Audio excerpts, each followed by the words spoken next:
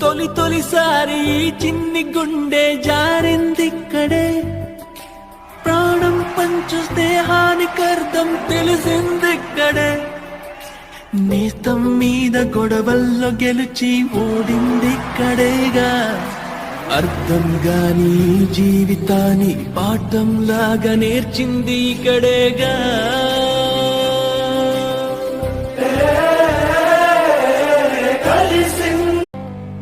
తొలిసారి చిన్ని గుండె జారిందిక్కడే, ప్రాణం పంచు స్నేహానికి అర్థం తెలిసిందిక్కడే, నేస్తం మీద గొడవల్లో గెలిచి ఓడిందిక్కడేగా, అర్థం గాని జీవితాన్ని పాఠంలాగా నేర్చింది ఇక్కడేగా.